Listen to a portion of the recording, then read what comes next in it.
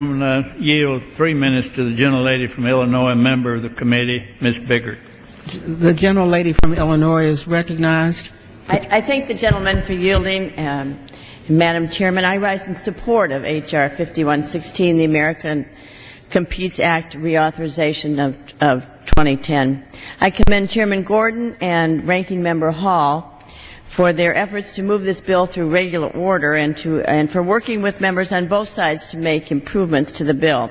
Like many of my colleagues here, I strongly supported in 2007 the original American Competes Act, which became our nation's first coordinated and strategic investment plan aimed at maintaining U.S. leadership in science and technology.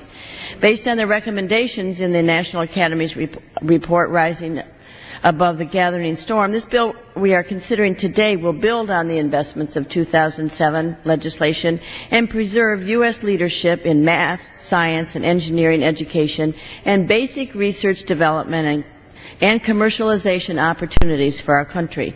As some have suggested, H.R. 5116 is not without flaws. I share the concerns of my colleagues have about the creation of new programs and higher funding levels contained in the bill. Some of our concerns were addressed in committee, some were not. That said, I also urge my colleagues to keep in mind that this bill is, above all else, an investment in scientific advancement with proven economic returns for many years to come.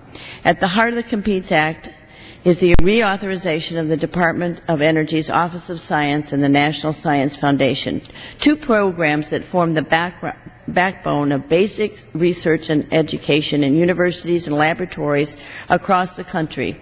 Their reauthorization is critical to America's ability to maintain a technological and competitive edge over our European and Asian competitors in the global economy. In particular, the Office of Science supports 40% of basic research in the United States and ensures that the U.S. retains its dominance in such key scientific fields as nanotechnology, material science, biotechnology, and supercomputing, all areas in which emerging technology is laying the groundwork for a new generation of products and services.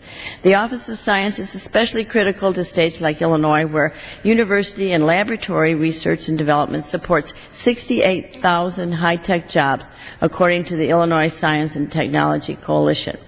Furthermore, the Office of Science maintains large-scale user facilities like at Argonne National Laboratory in my district. These facilities provide scientists from both the public and private sector with the tools that they need to turn groundbreaking research into real tangible tools and benefits for consumers, patients, energy users, and other sectors.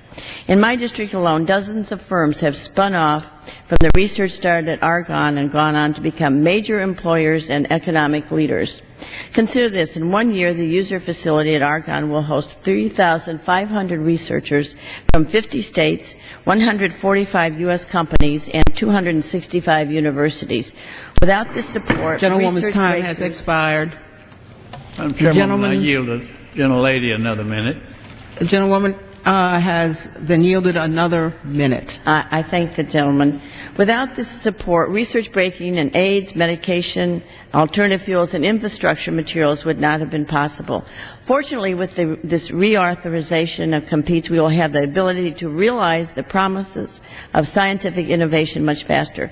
Too often I hear from small businesses in my district and about what I call the valley of death, that period when a firm has developed new technology but faces difficulty commercializing and moving it to the market. By facilitating commercialization and open access to advanced federal facilities, this bill removes those hurdles.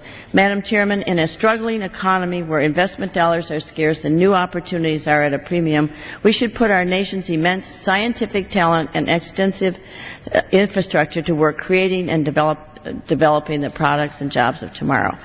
With that, I would urge my colleagues to support this bill and yield back. The gentlewoman yields back. The gentleman from Tennessee. Madam